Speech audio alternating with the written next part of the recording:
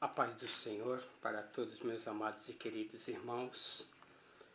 Vamos aqui fazer um breve comentário a respeito da Escola Bíblica Dominical. Eu achei interessante essa lição, está bem trabalhada para nos dar entendimento. Quero falar da lição 10, as profecias despertam e trazem esperança. Para falar das profecias, temos que falar dos profetas. Quem foi os profetas que profetizaram, a época que profetizaram, para quem profetizaram, tem que entender tudo isso aí. Porque estamos atravessando uns dias tão difíceis que está cheio de gente sendo profeta de Deus. E querendo entregar recado de Deus e também entregar profecia. Isso tem trazido uma desorientação no meio do povo cristão para que as pessoas confundam e não venham a ter a clareza das escrituras sagradas. Então quero abordar aqui essa lição muito gloriosa, a qual aqui vai falar 3 leituras para ser feita no livro de Jeremias, capítulo 1, do 4 ao 10, e também Joel, do capítulo 1, do 1 ao 3, e o livro das Revelações, que é o livro profético, a qual temos aí o capítulo 1, do 1 ao verso 3. Eu vou ler, pelo menos esse de revelação, diz assim: Bem-aventurado aquele que lê, e os que ouvem as palavras desta profecia e guardam as coisas que nelas estão escritas, porque o tempo está próximo. Temos como texto áureo da nossa lição, as profecias despertam e trazem esperança, a lição 10. Nós estamos estudando bibliologia. E o que é isso, irmão Ildefonso? Bibliologia é a doutrina da Bíblia.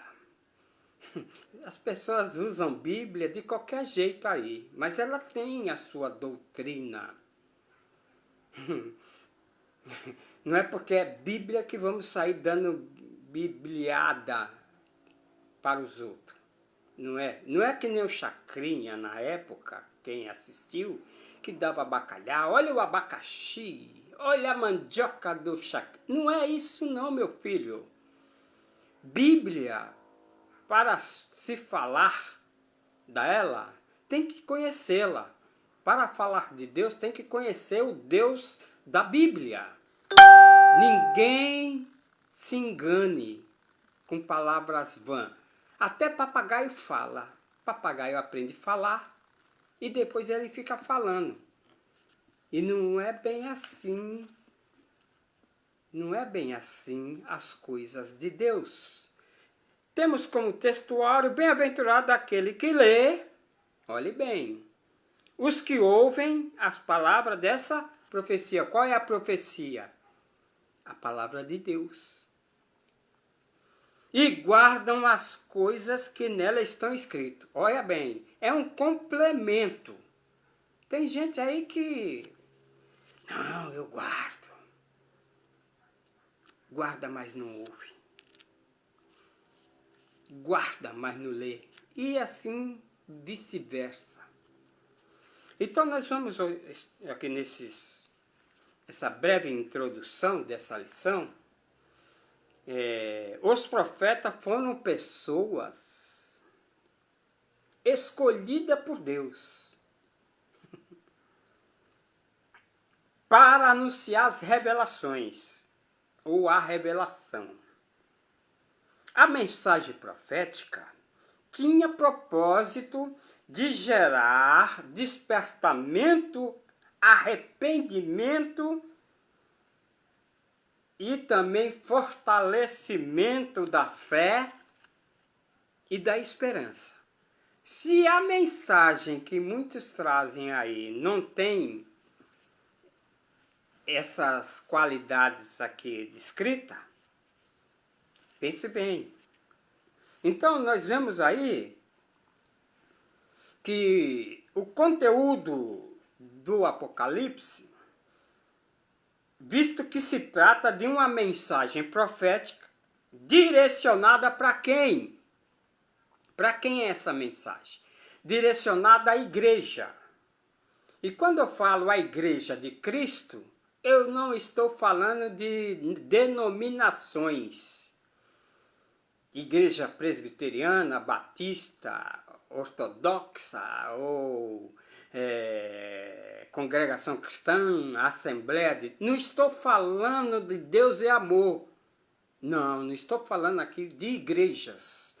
Porque a igreja, segundo Paulo orienta, a igreja somos nós quando nos reunimos, pessoas se reúnem para ouvir, para falar, para meditar, para adorar a Deus. Pessoas se reúnem em determinado local, não é exclusivo, é determinado local, aí é o corpo de Cristo, que é a igreja. Ele é a cabeça, ele é o noivo, e a igreja é a noiva, que está sendo preparada, a qual é dito que está preparando um povo fiel, zeloso e de boas obras.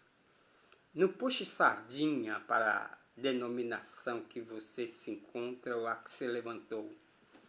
O corpo, a igreja, é o corpo de Cristo, meu filho. Olhe bem, temos aí um objetivo nessa lição 10, que é de destacar a atuação ministerial de Isaías e Jeremias. E depois Ezequiel e Daniel conheceu o período, olhe bem, e a região geográfica. Olha, conhecer a região geográfica. Tem gente que não sabe nem onde ele mora direito. O bairro, distrito, município. Tem gente que nem sabe quantos bairros tem no seu município. E agora quer falar da Bíblia sem conhecer a geografia bíblica. É sério, né? Mas é por aí. Então, a atuação dos profetas menores entendeu o propósito e a mensagem também do livro do Apocalipse. Tivemos aí profetas maiores e profetas menores. Aqui não é falando do tamanho deles, mas é o período a qual profetizou. Um período mais longo, mas Deus chamou para profetizar para o povo de Israel e o povo de Judá. Entenda bem, nessa introdução, falar de profetas maiores, que são Isaías, Jeremias, né? Falar aqui de Ezequiel, de Daniel, né? E depois nós vemos aí já outros 12 profetas, que são Oséias, Malaquias, né? E são os profetas menores. Mas nós vamos aqui falar agora os profetas maiores. Os profetas e a profecia.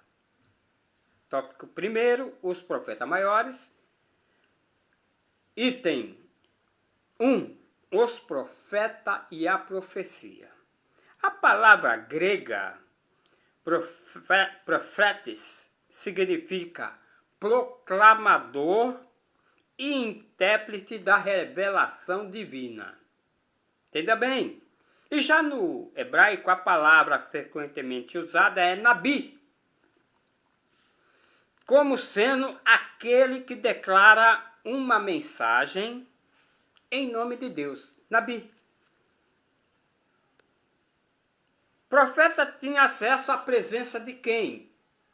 Profetas tinham acesso à presença de reis, que lhe ofereciam-lhes assessoriamento e, quando necessário, até censuravam os seus atos. Então os profetas viam que Deus chamava, que os reis, imperadores, os povos, a qualidade de vida não estava boa, não estava agradável. Então o profeta recebia a mensagem da parte de Deus e aí depois ele entregava para o povo. Hoje nós vemos aí as pessoas dizer assim: ei, estou recebendo agora de Deus aqui uma revelação. Deus me revela que há prostituto aqui na igreja. Não é isso a revelação de Deus. Deus não vem falando desse tipo de revelações que hoje o povo usa na igreja. Não é. Não é assim. Mas vamos dar continuidade aqui. Então os profetas tinham acesso à presença dos reis. E o que podemos dizer que o termo grego para a profecia é profeteia. Profeteia. É o que significa a descrição antecipada da vontade de Deus.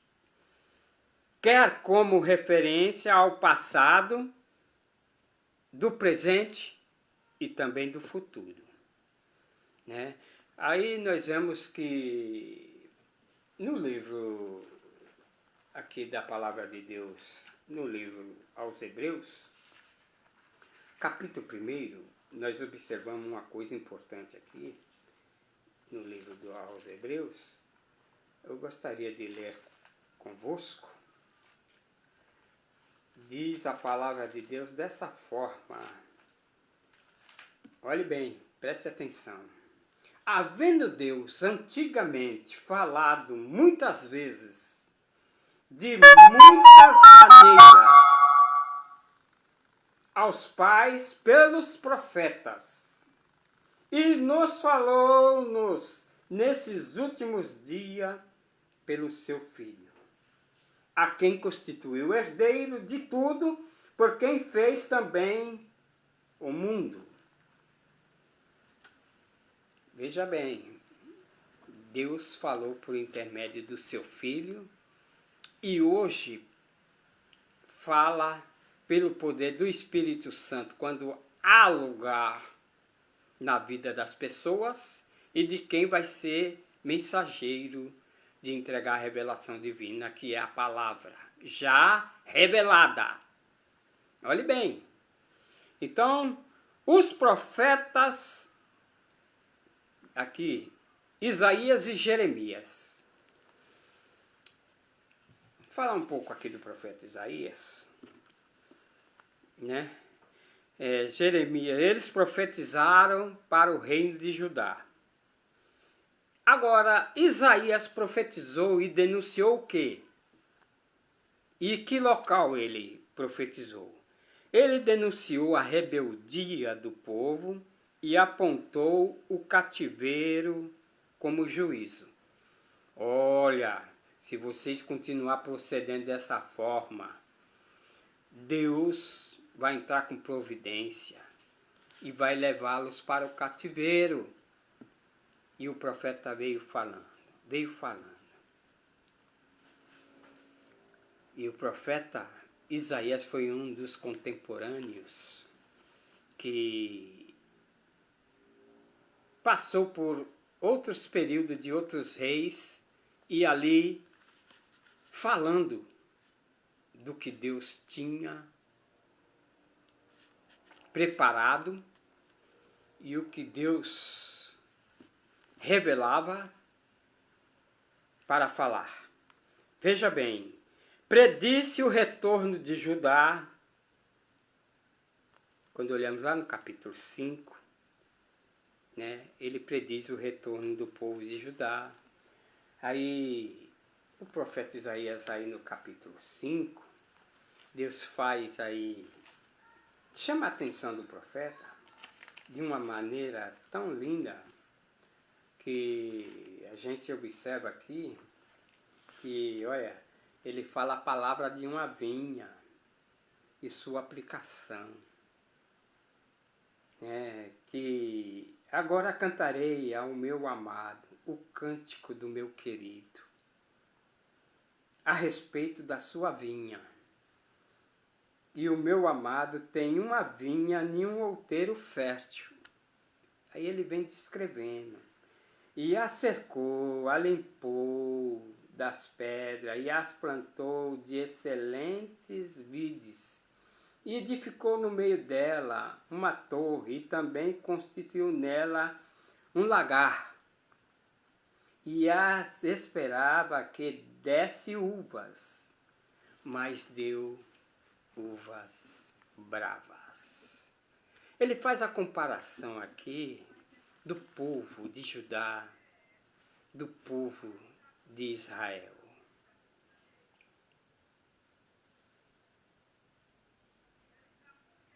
Estava ali, foi plantado em um local adequado, bom, com todos os cuidados. Aí agora esperava que desse frutas boas, agradáveis, mas deu uva bravas. Quer dizer, o povo mostrou um comportamento errôneo. Aí ele profetizou a respeito de Cristo, tal como o seu nascimento, que ia ser de uma virgem, e a sua descendência, que ia ser da descendência de Davi. Lá Isaías capítulo 11, verso 1. E o seu ministério de libertador, Isaías 61, versos 1 e 2. Certo? Agora o profeta Isaías, ele profetizou no reinado. Ele falou aí no reinado de Urias, ele falou sobre uma parábola também do Jotão. Ele profetizou no reinado de Acais e de Ezequias.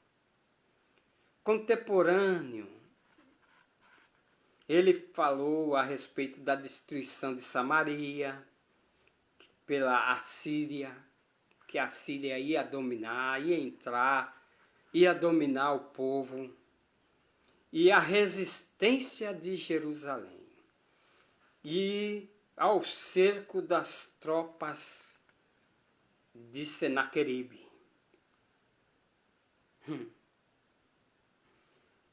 Sabe quantos homens o rei Senaqueribe entrou, que o povo não deu crédito à profecia de Isaías? Entrou com 185 mil homens. Os assírios, lá no ano 701 a.C. Ele era, olha quem, ele era um dos anais da história. Ele era um especialista, era como hoje um repórter para falar dos acontecimentos. E os anais que acontecia ali nos reinados, ele ali decretava a história a casa davídica, como também falou sobre Manassés. Manassés foi um homem tão mau, ele, para acabar com a vida do profeta Isaías, ele mandou serrar o profeta no meio. Ao meio. Olhe bem, Isaías morreu com seus 92 anos de idade, mas a sua chamada, ele profetizou 60 anos. Deus usando aquele profeta, que logo após a sua morte agora assume Jeremias. Então entenda bem, quando nós olhamos o livro ainda o livro de Hebreus, no capítulo de número 11, nós vamos encontrar a palavra de Deus dizendo assim, olha, a respeito de muitos homens que falaram.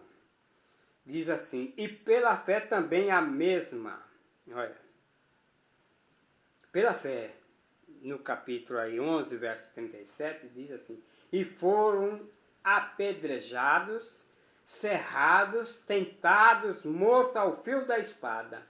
Andaram vestidos de pele de ovelhas e de cabras, desamparados, aflitos e maltratados. Esses profetas, olha o que aconteceu com eles. E nos dias atuais, nós estamos vendo aí, profeta, né?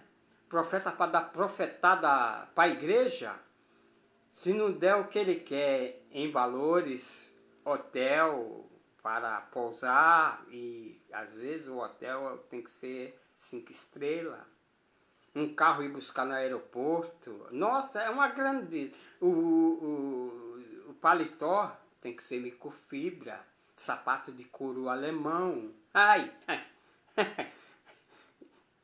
não tem nada parecido com os profetas da antiguidade.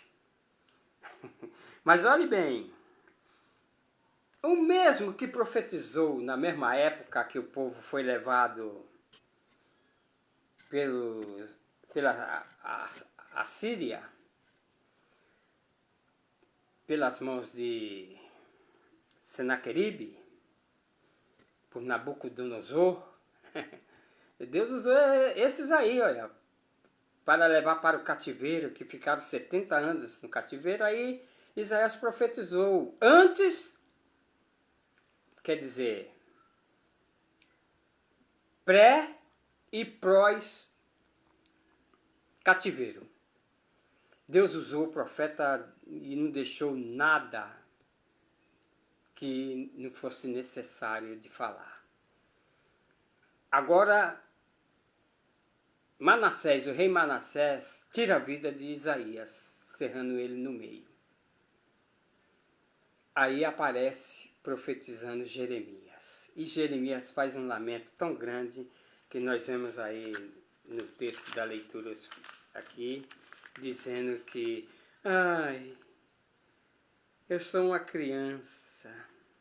E aí ele vem dizendo, o profeta vem dizendo, e veio a mim a palavra do Senhor dizendo, antes que eu te formasse no ventre, e eu te conheci, antes que saísse da madre, te santifiquei, e as nações te dei por profeta.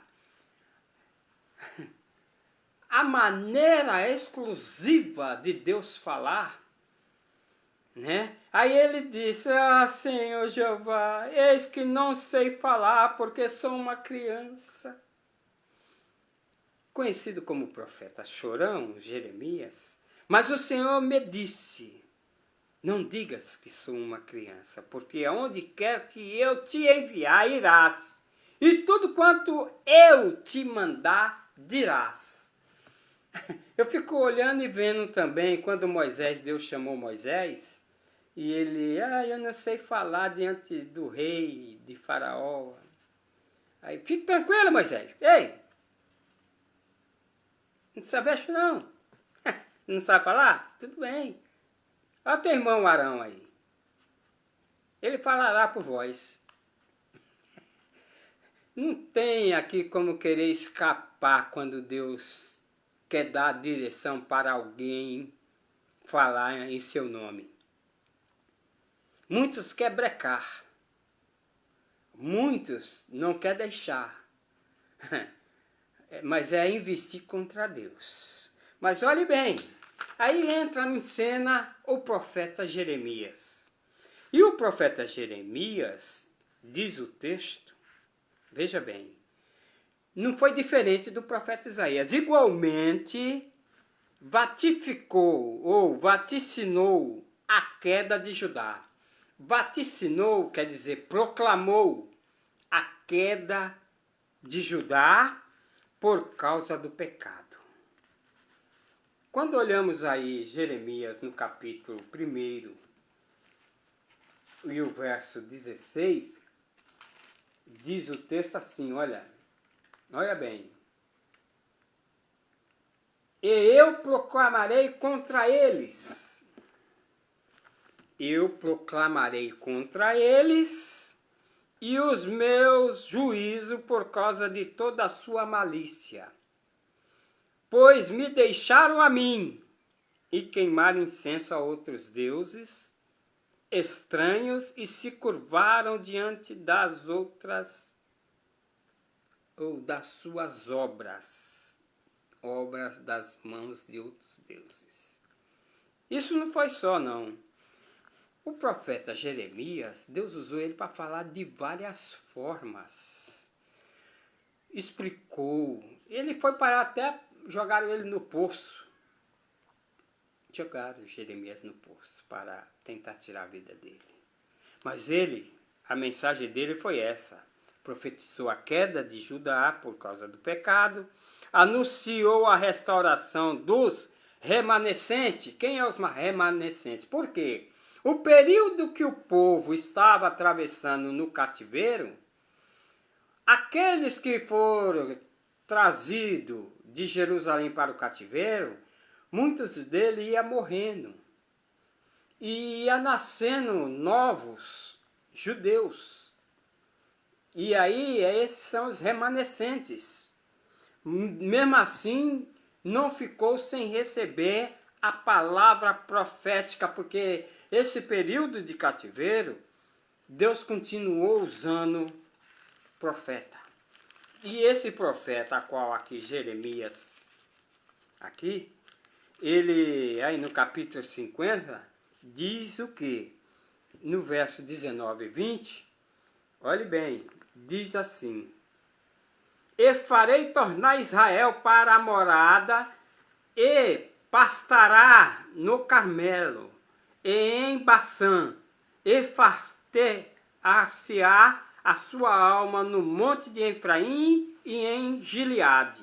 Naqueles dias, naquele tempo, diz o Senhor, buscar-se-á a maldade de Israel, e não será achada, e os pecados de Judá, mas não se acharão, porque perdoarei aos que eu deixar de resto.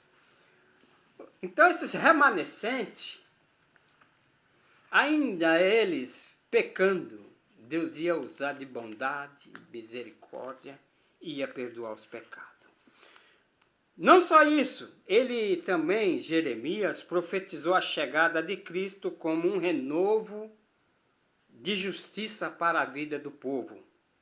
Também ele escreve o livro das Lamentações, e temos o registro do clamor de Judá pelo perdão divino.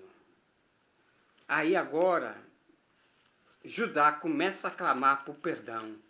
E quando nós observamos aí em Lamentações 1, capítulo 1, o verso 2, diz assim: Continuamente chora de noite, e as suas lágrimas correm pelas suas faces. Não tem quem as console entre todos os seus amadores. Todos os seus amigos se houveram aleviosamente contra ela. Tornaram-se seus inimigos. O livro de Lamentações é um livro de um povo que lamenta estando exilado, ao ponto de dizer assim, né? Bom é o Senhor para os que atentam a Ele, para a alma que o busca. Bom é ter esperança e aguardar em silêncio a salvação do Senhor. Bom para o homem é suportar o jugo da sua mocidade. Aí vem dizendo, põe a tua boca no pó, talvez ainda haja esperança. É um livro só de lamentações. E aí Jeremias descreve, né, o clamor de Judá pelo perdão divino. E ambos os profetas anunciaram o despertamento e a esperança. E eu posso dizer também, junto, diante agora de quem está me ouvindo. Eu ouvi dizer, uma pessoa me falou assim, olha, não tem mais esperança para mim. Aí eu disse para a pessoa, olha, assim como teve esperança ainda para o ladrão, quando ali Jesus Cristo foi crucificado, os dois ladrões ao seu lado, um à direita e outro à esquerda, ele falou para um dos ladrões, quando pediu, lembra-te de mim quando entrares no teu reino.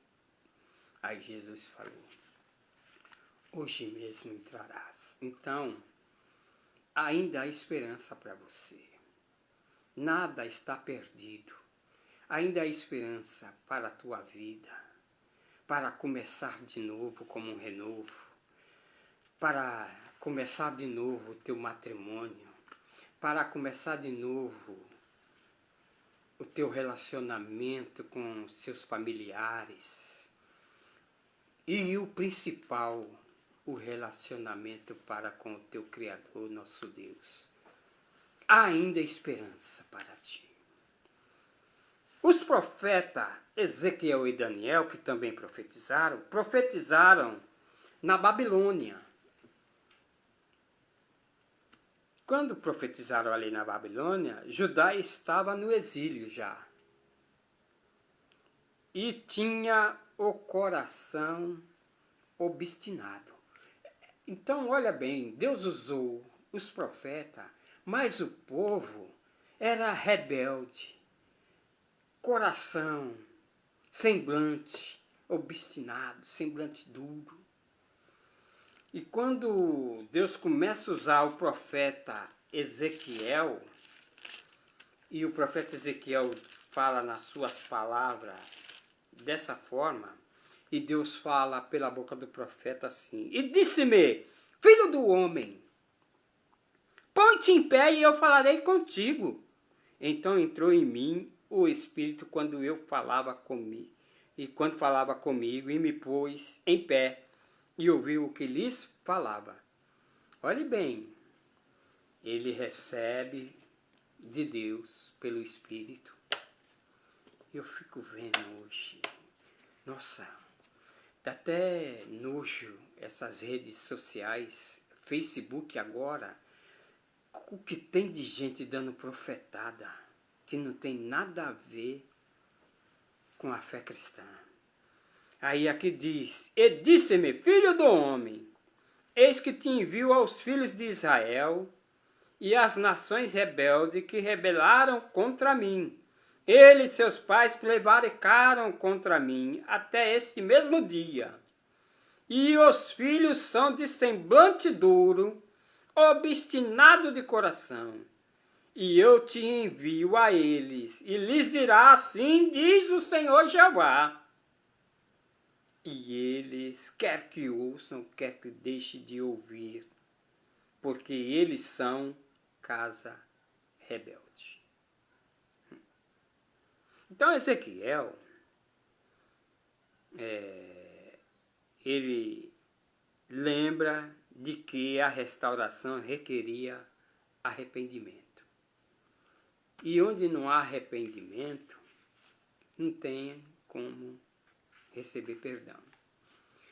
É necessário que a pessoa, cada um, como o povo, precisava reconhecer que estava errado, que estava pecando contra Deus, que estava em adultério. O adultério aqui é traindo Deus com outros deuses. É uma das coisas mais graves que aconteceu no meio do povo, foi isso. E também Ezequiel prenunciou a Cristo como pastor e rei. Essa aqui que é importante. Quando nós pegamos essa bibliologia, ela é do começo ao fim.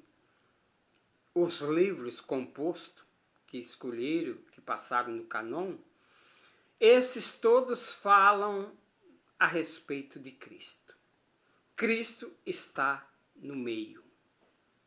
Então observe bem que quando vemos aí no capítulo 34 do profeta Ezequiel, aí ele vem dizendo assim, o 23 e o 24, o verso.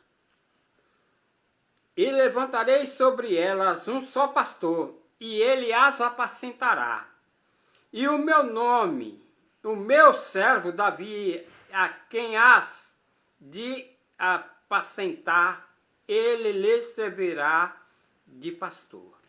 E eu, o Senhor, lhe serei por Deus, e o meu servo Davi será príncipe no meio delas, e eu, Senhor, o disse. Farei um concerto com Israel, um concerto de paz. Ele aqui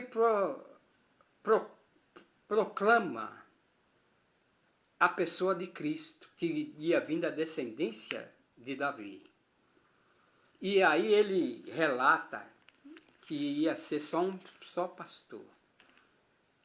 Não é como nos dias de hoje, que tem pastores, e pastores às vezes até sem rebanho, pastores que só servem para apacentar do que apacentar, pastores buscando só a sua mídia.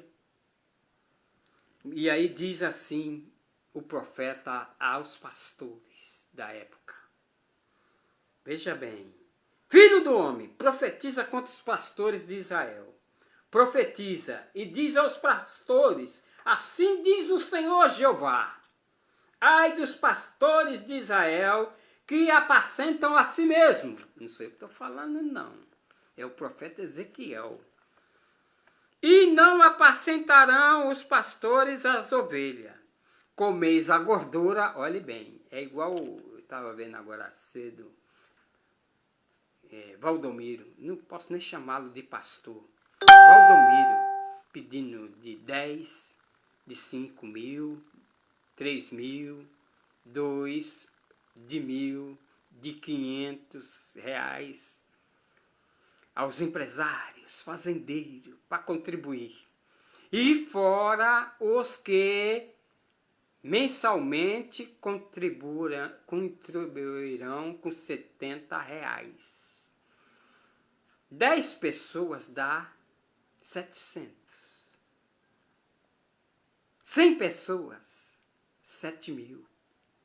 Imagine a esses que saem aí, esse comedor de gordura Valdomiro das ovelhas, a qual aqui a Bíblia fala que comeis a gordura e vos vestis da lã, degolais o cevado, mas não apacentais as ovelhas.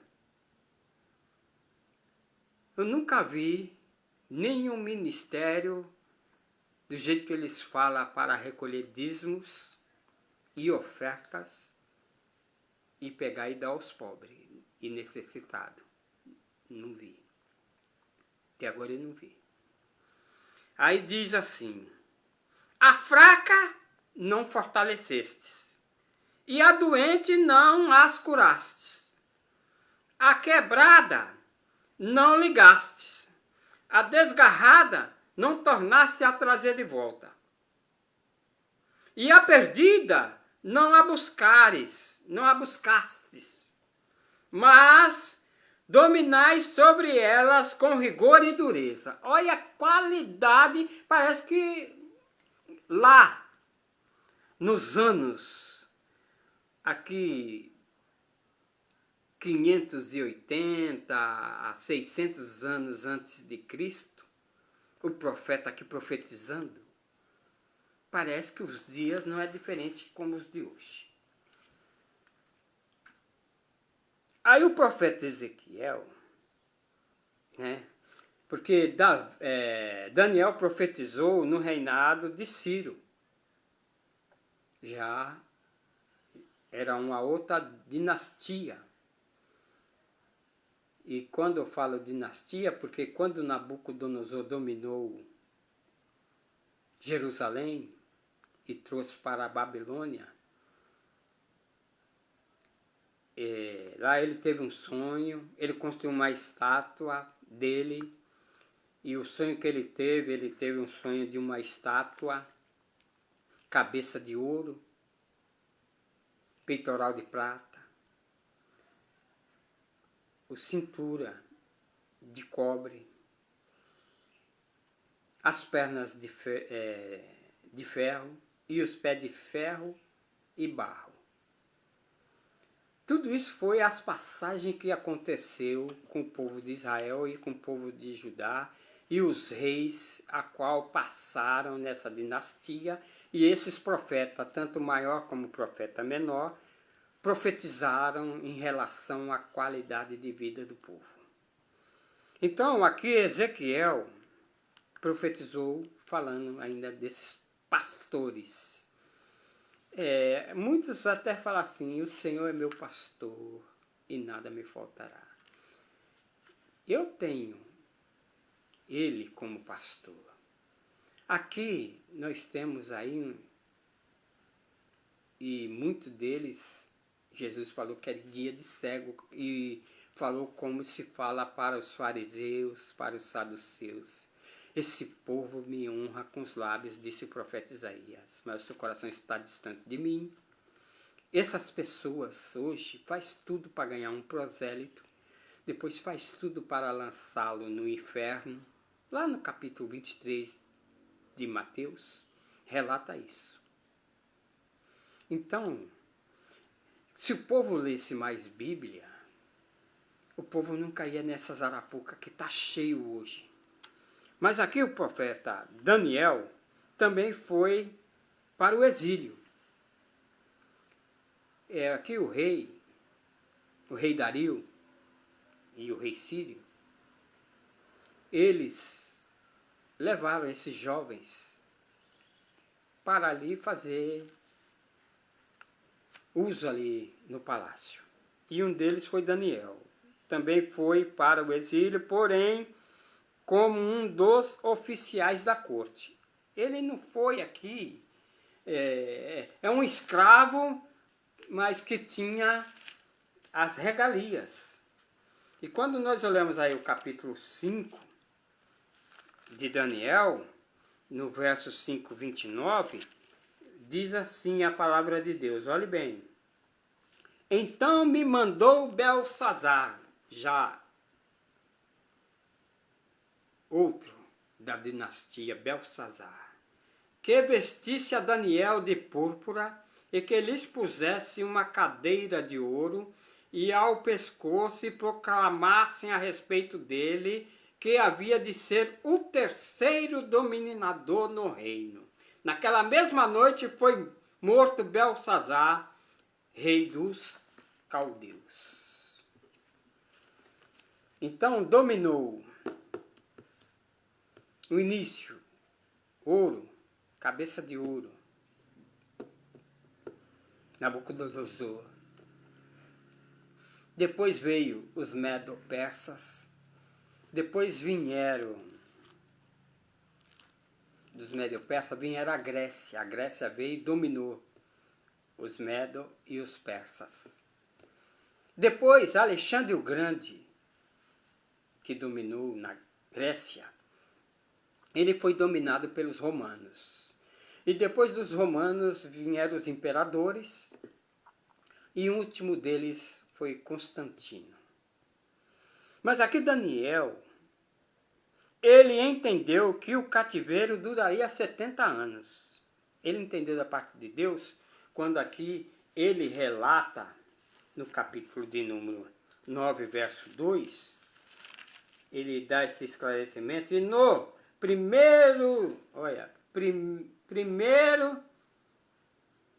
no ano primeiro de Dario, filho de Assuero, da nação dos Medos, a qual foi constituído rei sobre o reinado dos caldeus. E no ano primeiro do seu reinado, eu, Daniel, entendi pelos livros que o número de anos do que falou o Senhor ao profeta Jeremias, aí ele lembra do profeta Jeremias, em que haviam de acabar as assolações e de Jerusalém era de 70 anos. Ele lembrou o que o profeta Jeremias havia dito. E tudo que os profetas falou se cumpriu. Não é como essas profetadas de hoje aí.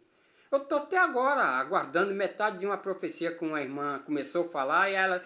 depois eu te falo o resto da profecia. Estou até hoje esperando. Outro dia encontrei, andando pela rua, estava eu, a minha esposa. Aí o profeta, uma pessoa querendo se pôr como profeta, falou: eis meu servo, me parou. Deus está te preparando uma porta de emprego. E vai te suprir e tal. E eu fiquei só ouvindo ele falar. Quando ele terminou, também fiquei quieto. Aí eu fiquei pensando, tanta gente desempregado e eu aposentado com 61 anos. Agora Deus vai me colocar para trabalhar, sendo aposentado, tirar a vaga de outro. Não posso acreditar nisso. Não posso acreditar em uma injustiça dessa. Porque o que tem de gente querendo falar em nome de Deus está cheio. Mas tudo bem. Como proposta, Deus lhe revelou o tempo da restauração da nação de Israel e de Judá, a vinda de Cristo, o advento do anticristo. Também Daniel teve a revelação da parte de Deus sobre o advento do anticristo e o julgamento final, né? Aí nós vemos tudo isso aí no capítulo 9 de Daniel, e essa profecia despertaram a esperança de reconciliação com Deus.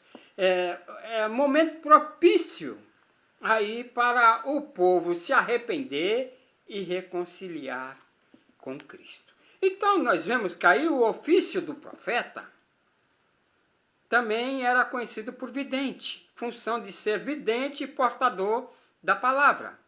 O profeta sempre será visionário e que já no desempenho do seu trabalho fará com que os receptores de sua mensagem alcancem uma compreensão divina do presente e também fará com que se perceba o futuro sem as incertezas que ocasionam o devir daqueles que ignoram a profecia. Então, o profeta, pelo ser pior, acabam sendo vítimas das manipulações dos multiformes oráculos dos falsos profetas ou iluminados de plantão. Em relação entre profeta e vidente, 3 termos hebraicos aí. O primeiro, o vocábulo mais importante é Nabi. Esse termo comumente se traduz profeta. O Nabi está falando, o profeta, no hebraico. Mais de 300 vezes nas escrituras hebraicas, a ideia básica, o significado rabi, é alguém que fala no lugar de Deus. Nabi foi necessariamente estabelecido para transmitir a mensagem de Deus. Então, eu quero fazer aqui uma referência a outros 2 termos para profeta, que traduzidos como vidente. Um é Roel e o outro é Onzel. É utilizada aí e vem da raiz de ambas destacada no sentido de ver. Portanto, a ideia fundamental é que quero destacar consiste na capacidade de que se ortoga ao profeta de poder visualizar a vontade de Deus. É diferente dos profetas hoje. Porque pessoas ficam sabendo da vida das outras e depois quer usar até o púlpito e dizer que Deus está revelando o profundo aqui, que Deus está revelando um mistério, que ele está recebendo a revelação. Ele está sabendo da vida do seu irmão, por intermédio, às vezes, até de outros. Não tem certeza se tem verdade. E aí acaba matando o seu irmão. Tenho visto muito isso. Quantos estão aí tristes, amargurados, por profetada de pessoas irresponsáveis, sem amor nenhum para com seu irmão e seu próximo. Mas olhe bem, então, a capacidade que outorga ao profeta de poder visualizar a vontade de Deus, o profeta escutar a voz de Deus, por consequente, o oposto a essa capacidade de ver e a cegueira própria de quem tem os olhos, mas não vê. Tem pessoas, tem olhos, mas não vê. Não vê nem sente a misericórdia do nosso Deus, que nem está sendo e foi para com o povo de Judá e com o povo de Israel. Esse povo, na igreja hoje, não tem misericórdia nenhuma do seu próximo, do seu irmão. Humilha quando alguém erra o alvo. Ainda não está preparado, ainda não está com os pés firmados sobre a rocha, está tentando ainda se firmar, ainda está escorregando um pouco. Não ajuda, mas quer acabar de matar. Mas tudo bem, vamos falar um pouco dos profetas menores, senão a nossa lição vai passar mais do que 1 hora falando. Então os profetas menores do Reino Norte, profetizaram no Reino Norte, porque esses aí profetizaram mais para o Reino Sul, que foi para Judá. E os do Reino Norte foi para Israel. Então, 2 profetas menores profetizaram para Israel. Quem foi eles? O profeta Amós e o profeta Oséias. Amós profetizou quando Israel vivia grande prosperidade. Olha bem, o profeta profetizou quando Israel estava em um auge. Eu não vejo ninguém profetizando de alguém que está no auge. Que ele está uma benção nas mãos de Deus. Não vejo. É engraçado, né? Mas olhe bem. O profeta Amós, no capítulo 6, verso 1, ele profetizou isso. Quando o povo estava no auge, na prosperidade. Agora observe bem, o povo na prosperidade, que tivemos aí o profeta Naum, o profeta Abacuque, o profeta Joel, o profeta Miqueias, o profeta Sofonias, né? O profeta Ageu. Aí vemos o profeta Zacarias, o profeta Malaquias. Mas o profeta Amós, quando nós olhamos o capítulo 6, verso 1, diz assim o profeta: ai dos que repousam em Sião e dos que estão seguros no seu monte. Monte de Samaria, e que tem nome entre os primeiras nações, e aos quais vem a casa de Israel. É a mesma coisa de falar, é igual a profecia para Laodiceia e para outras igrejas. Tem gente aí que, se puder passar por cima de todo mundo, ele quer passar. Mas aqui ele profetizou quando Israel estava no auge da prosperidade. Contudo, Deus reprovava as ações do povo, tais como, olha o que acontecia. Parece que não mudou nada de hoje. Estava acontecendo suborno, corrupção e injustiça.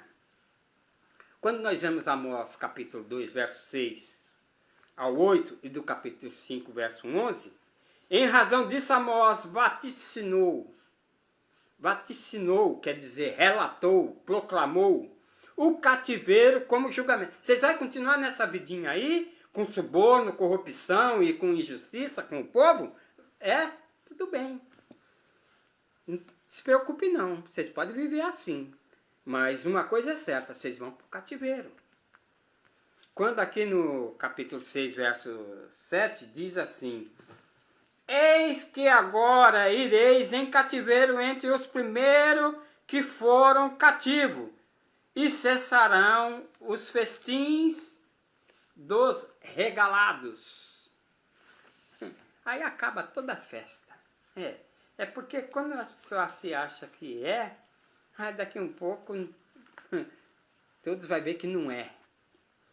Assim aconteceu também quando o profeta Amós profetizou.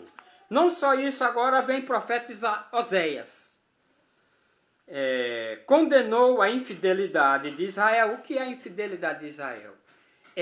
Eles estar adorando outros deuses. Infidelidade. Eles não tinham Deus como Deus único e verdadeiro, mas eles se deixavam levar por outros deuses. E eu fico pensando, né? Tem uma passagem que diz lá que Jesus entrou no templo. Quando ele entrou no templo para orar, que ele falou que essa casa será chamada casa de oração, o templo de Jerusalém, o templo que ele falou, olha, aqui não ficará pedra sobre pedra que não seja derribado, quando veio o imperador Tito e destruiu o templo. E lá onde era o templo, não construiu mais templo até os dias de hoje, como está provisto aí o terceiro templo. Mas ficou lá o muro onde era o templo das lamentações até os dias de hoje. Jesus falou que ia ficar pedra sobre pedra. E o único templo hoje que deve aqui existir é nós que somos o templo hoje do Espírito Santo. Casas, palácios, templos que hoje se constroem enormes, aquilo não é casa de oração não. Casa de oração somos nós, quando nos reunimos e formamos o corpo de Cristo.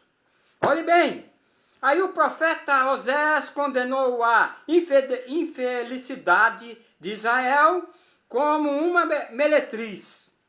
Traiu e abandonou o Senhor para seguir o caminho da idolatria, da luxúria, do homicídio, do roubo e da opressão. E Oséias, foi duro para Oséias, hein? Casa com uma prostituta. E depois ela teve 3 filhos e tal. Que Deus queria comparar essa situação como... Deus poderia falar diretamente até para o povo, mas ele procurou usar esse termo para mostrar para o povo a infidelidade deles. Como consequência, a nação foi conduzida cativa ao cativeiro pela Síria. Apesar dos erros, ambos os profetas anunciaram que Deus prometeu restaurar o povo. O profeta Amós também, ele relatou isso no capítulo 9, verso 14, e Oséias 14, verso 4, da restauração. Então, meu amado, nós estamos no ministério da restauração, da reconciliação. Reconciliai-vos com Deus. Nós devemos hoje reconciliar os que estão caídos, os que estão no erro, os que estão ainda presos, cativos, nos laços dos espíritos das trevas. É esses que nós temos que dar uma palavra para que eles venham reconciliar de novo com Deus.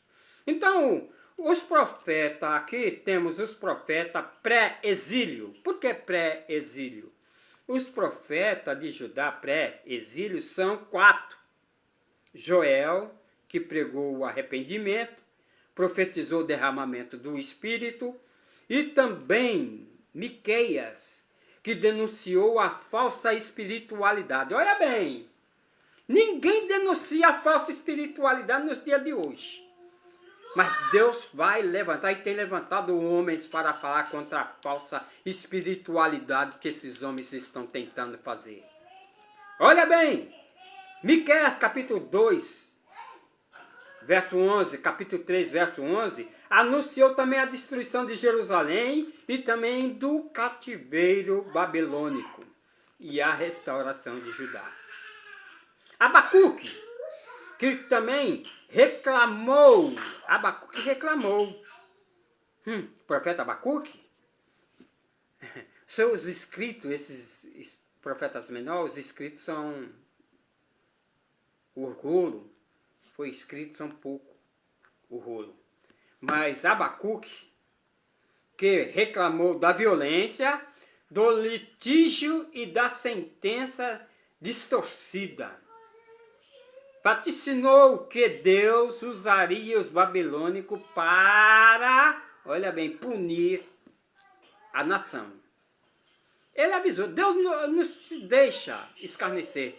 Deus não deixa, Deus não vai assim, que nem as pessoas fazem um Deus aí, um Deus injusto, um Deus que maltrata, um Deus ruim. Não é não.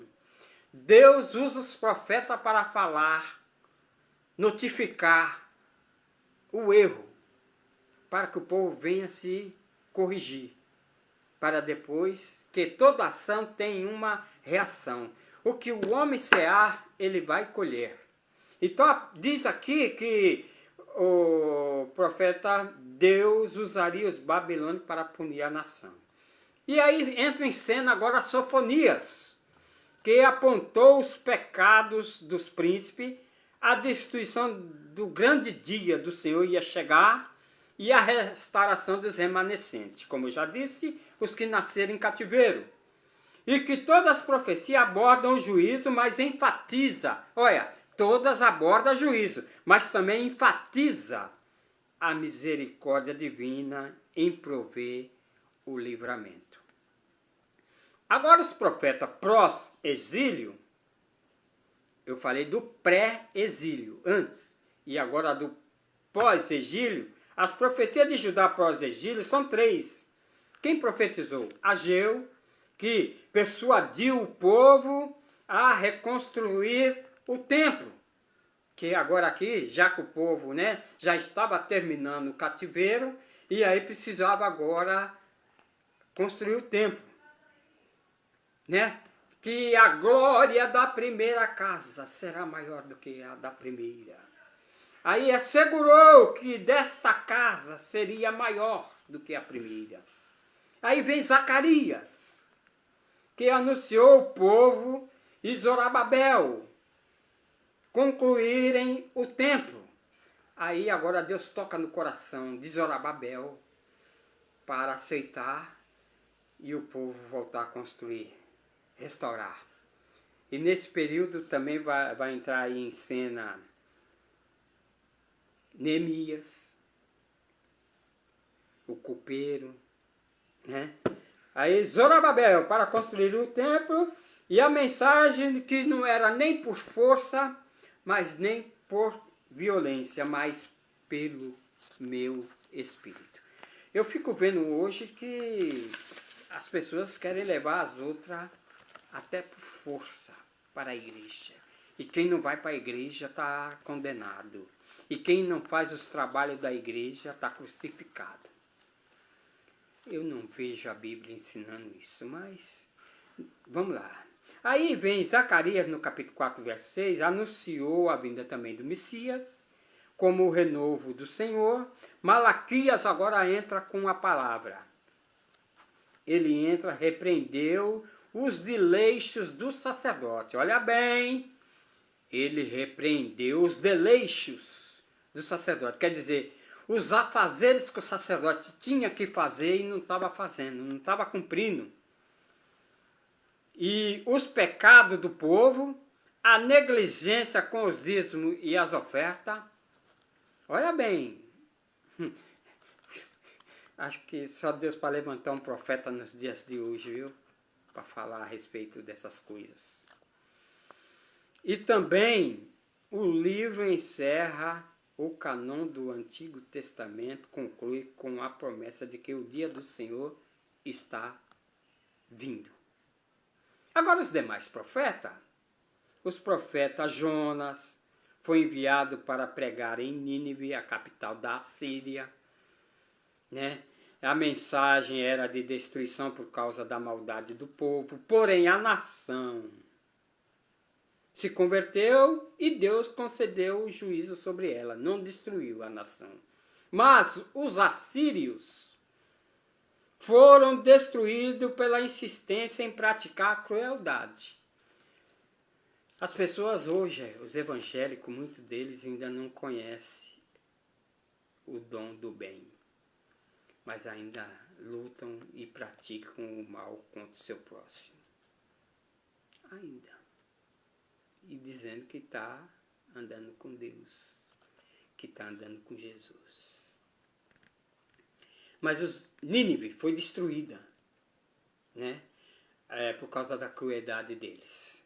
Agora entra em cena o profeta Obadias, que denunciou a soberba dos edomitas, a descendência de Esaú. Os edomitas, e eles eram descendentes de Esaú e praticavam violência contra Judá, o povo de Deus. Por essa razão, Deus os condenava à destruição, enquanto Judá seria restaurada. Obadias capítulo 1, verso 17. Falar agora um pouco do livro do Apocalipse, o livro da Revelação, a autoria, o propósito e o destinatário, né? Assevera que o termo grego, aqui do livro do Apocalipse, para terminar, né? O termo grego Apocalipse significa revelações especiais de Deus ao homem em Cristo Jesus. O livro atesta ser revelação de Jesus. Por quê? Assegura que o propósito é mostrar as coisas que brevemente devem acontecer, né?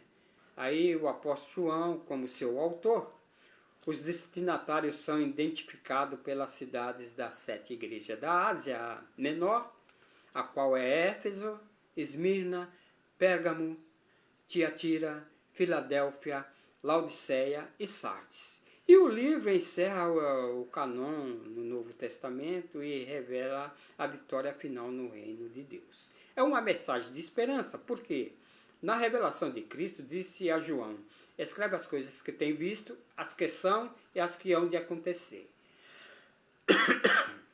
Significa o registro do passado, do presente e futuro. E no passado João testificou a palavra de Deus. No presente todos devem guardar a palavra dessa profecia. E o futuro irá se cumprir com a esperança da volta de Cristo. Desse modo o livro nos ensina a viver com Deus no presente, a fim de participar da eternidade. Então as revelações do futuro atestam que Deus controla a história. Controla que Satanás será derrotado e o pecado será banido, e aqueles que venceram herdarão a nova Jerusalém. Importante isso. Muito importante. Então, fica aqui. Breve estamos aí fazendo a pré-aula da lição 11, até o término desse trimestre. Deus os abençoe. A paz do Senhor, irmão Ezequias da Silva, presbítero da igreja. Também a minha prima Elália Santos, que também está aqui nos ouvindo. E também, não só a Elália, mas a todos aqui que têm aqui participado dessa live. Que Deus abençoe a todos. Shalom, Deus seja convosco.